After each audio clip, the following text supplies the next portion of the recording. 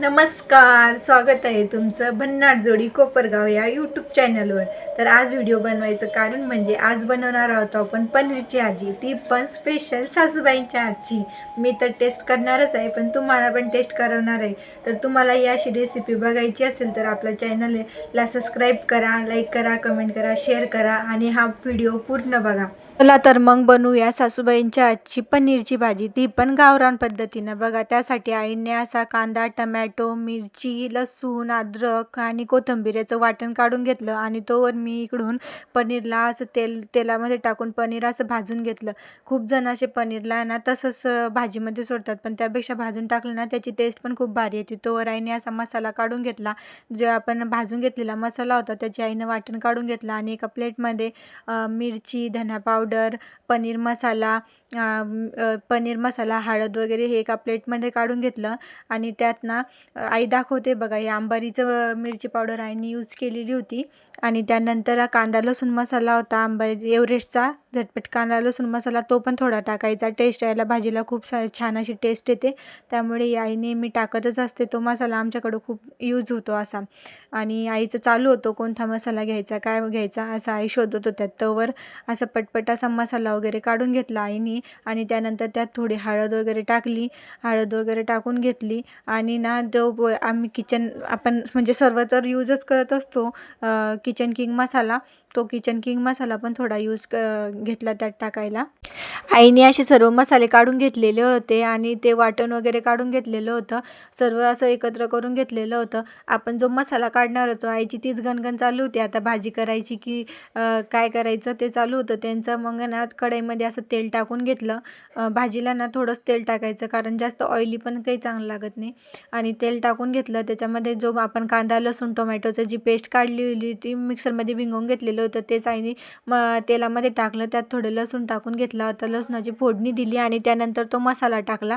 तो मसाला असा छान फिरवून घेतला आणि मसाला असा शिजवून घेतला छान असा. बघा मसाला कसं तेल सुटलेलं आहे. जेव्हा मसाल्याला तेल सुटलं ना त्यात थोडं पाणी टाकायचं आणि तो आणखी शिजवून घ्यायचं. त्याने ना भाजीला अशी छान अशी टेस्ट पण येते आणि भाजीला कलर पण येतो. आणि ना पनीरची भाजी केली आणि त्यात दूध टाकलं नाही असं झालंच नाही. पनीरच्या भाजीला दुधानेच टेस्ट येते, म्हणून आम्ही त्यात दूध टाकून घेतलं. भाजीतही दूध टाकलं आणि आपण जे मसाले तयार केलेले होते कांदा लसूण मसाला, पनीर मसाला, एव्हरेस्ट मसाला, त्यात आईनं असं मसाल्यामध्ये दूध टाकून घेतलं आणि ते फिरवून घेतलं. ते एकजीव करून घेतलं आणि आपण जो मसाला टाकला होता कढईत त्यात ते टाकून घेतलं. सर्व मिश्रण एकत्र करून घेतलं आणि त्यानंतर त्याला चांगलं भिंगवलं, चांगलं फिरवून घेतलं आणि त्यानंतर तो मसाला छान असा शिजू दिला. तो थोडं पाणी टाकून तो मसाला शिजवला. तो मसाला शिजवल्यानंतर ना त्याला असा थोडा कलर येऊ द्यायचा. जो तो लालसर कलरचा झाला ना तेव्हा तो मसाला शिजून घेतला जातो. नंतर त्यामध्ये असं थोडं पनीर वगैरे टाकून दिलं जाते. आईचं ते चाललेलं होतं, तो मसाला शिजायला टाकलेला होता.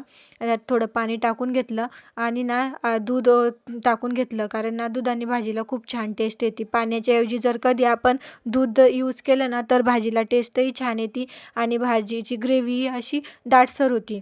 पाणी आणि दूध थोडं मिक्स करून घेतलं आणि भाजी शिजायला टाकली. बघा भाजीला कसा कलर आलेला आहे, अशी लालसर भाजी झालेली आहे आणि त्याला कलर पण असा लाल असा कलर सुटलेला आहे. जेव्हा अशी भाजीला कलर सुटतो ना तेव्हा ती भाजी शिजली अशी समजायची.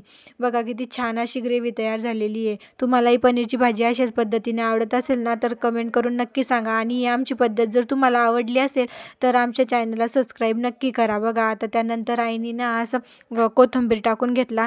भाजी अशी डेकोरेटिव्ह पण दिसते आणि वरतून ना पनीर मसाला टाकून घेतला.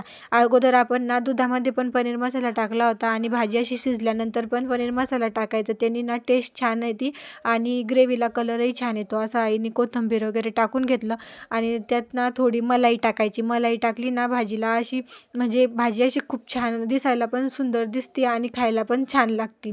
अशी मलाई टाकून घेतली आणि त्याला असं सुंदर असं फिरवून घेतलं. आपण शिजवलेला मसाला आहे त्यात जर कधी गार पाणी टाकलं ना कधी कधी त्या भाजीचा असा कलर जातो, त्यासाठी ना गरम पाणी टाकायचं. त्याने ना भाजी शिजलेली असती आणि गरम पाण्याने ती पटकन शिजती, त्यामुळे ना त्यात गरम पाणी टाकायचं.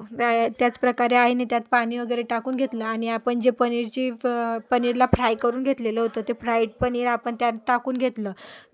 सर्वांनी जर फ्राईड पनीर जर टाकलं ना भाजीला टेस्ट छान येते. काही जण काय करतात, जे पनीर आणतात तसंच टाकून घेतात. पनीरला ना धुवून काढायचं आणि त्यात असं शिजवून घ्यायचं आणि त्यात भाजीत टाकून घ्यायचं. बघा भाजीला भाजीला किती छान अशी ग्रेव्ही पण सुटली आणि पनीर टाकलं ना ते पटकन गरम पाण्यामध्ये शिजून घेतलं जातं. असं 10-15 मिनटं शिजवायचं. त्यात थोडं मीठ वगैरे चवीनुसार मीठ टाकायचं. आपल्याला जसं पाहिजे तसं मीठ टाकायचं आणि भाजीला भिंगवून घ्यायचं आणि नंतर त्यात ना थोडाफार कोथिंबीर टाकून घ्यायचं. बघा अशी छानशी भाजी रेडी झालेली आहे. तोवर मी इकडं ना चपात्या पण करून घेतलेल्या आहे. गरम-गरम चपात्या आणि भाजी रेडी आहे तुमच्यासाठी. बघा कशी भाजीला कलरही छान आलेला आहे आणि हे आपलं ताट रेडी झालेलं आहे. तुम्हालाही अशी छान रेसिपी आवडली असेल तर आपलं चॅनल नक्की सबस्क्राईब करा आणि भाजी कशी झाली हे कमेंट करून नक्की सांगा. असेच छान-छान ब्लॉग बघण्यासाठी आपल्या चॅनलला